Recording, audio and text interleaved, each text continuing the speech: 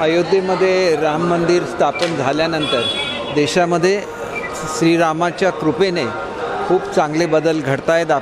आपला देश प्रगती करतो आहे आणि श्रीराम मंदिराची प्रतिष्ठापना झाल्यानंतर ही पहिलीच रामनवमी आहे. लाखो भक्तांची इच्छा असते रामाचं दर्शन घ्यायची, परंतु एका वेळेला शक्य नसतं. मी सुद्धा इथून आता नाशिकला जाणार आहे, श्रीरामाचं दर्शन घेऊन पुन्हा माझ्या मतदारसंघात जाणार आहे. परंतु टप्प्याटप्प्याने जर लोकांनी दर्शन घेतलं तर निश्चितपणे गर्दी टाळता येईल असं मला वाटतं. आणि विशेषतः अयोध्येला जी गर्दी आहे ती अभूतपूर्व अशी गर्दी आहे आणि भारतवासियांच्या अनेक वर्षाची जी मनीषा होती ती आज आपल्या देशाच्या पंतप्रधान आणि त्यांच्या सहकार्याने आणि तिथल्या ट्रस्टने पूर्ण केलेली आहे. आणि तिथं जी रामाची अतिशय सुंदर अशी बालमूर्ती बसवलेली आहे ती निश्चितपणे देशातील युवकांना प्रेरणा देत राहील जगाचं नेतृत्व करण्याची, असं मला वाटतं. काल जे सर्व सामोर आले त्यात कुठेतरी महायुतीचं 45 प्लस स्वप्न पूर्ण होताना दिसत नाही आहे. कसं पाहता या सर्वांकडे? अजून आमचे उमेदवार ठरायचे आहेत, त्यांचा प्रचार सुरू व्हायचा आहे आणि अनेक मुद्दे, जसं मी उद्यापासून तिन्ही पक्षांच्या वतीने प्रेस कॉन्फरन्सेस घेणार आहे प्रवक्ता म्हणून. आणि मला असं वाटतं की जी भूमिका देशाच्या हिताची आहे, देशामध्ये आज विकासाची लाट आहे, महाराष्ट्रामध्ये सहानुभूतीची लाट निर्माण करून त्या लाटेला थोपवण्याचं काम करण्याचा प्रयत्न केला जातो. त्यावेळेला महाराष्ट्राच्या जनतेने समजलं पाहिजे की महाराष्ट्र हे भारतातलं सर्वात प्रगतिशील आणि सर्वात श्रीमंत राज्य आहे आणि त्याच्यामुळे ते तसंच राहिलं पाहिजे. तर आपल्यालासुद्धा एक निर्णय घेतला पाहिजे की सहानुभूतीवर जे जगतात ते स्वतःचा स्वार्थ बघतात, स्वतःचं राजकारण बघतात.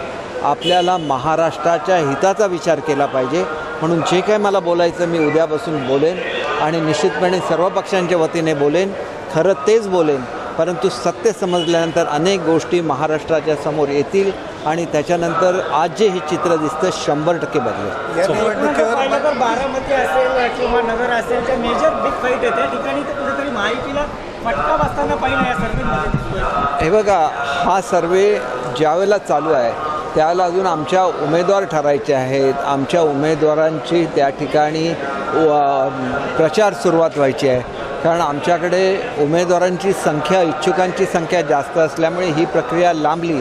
त्याचा निश्चितपणे थोडाफार जो परिणाम झालेला आहे तो आम्ही धुवून काढू. आमच्या प्रचाराच्या माध्यमातून मोदी साहेबांनी जी विकासाची कामं केलेली आहेत, आमच्या सरकारने जी विकासाची कामं केली आहेत आम्ही लोकांच्या समोर नेऊ.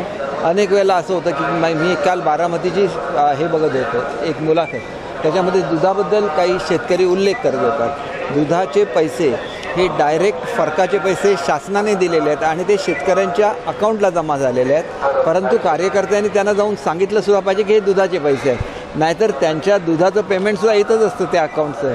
शेतकऱ्याला हा फरक कळत नाही. तसेच कांद्याचे पैसे थेट शेतकऱ्याच्या अकाउंटला, पूर्वीच्या काळी कसं होतं की हे चेक दिले जायचे त्याच्यामुळे त्यांच्या लक्षात यायचं.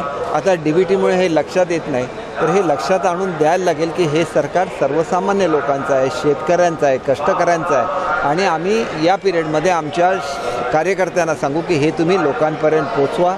ज्या वेळेला लोकांना कळेल की हे सरकार आपलं आहे, आपल्याला मदत करतं, त्यावेळेला ही संपूर्ण परिस्थिती बदलेल. शेवटचा प्रश्न, राज्याचं लक्ष लागलेलं सिंधुदुर्ग जागेचं जागा वाटप झालंय का? अनेकांचं लक्ष सिंधुदुर्गकडे नारायण राणे की किरण सावंत. उद्या सकाळी आमचे उमेदवार अर्ज भरणार आहेत, परवा सकाळी 19ला.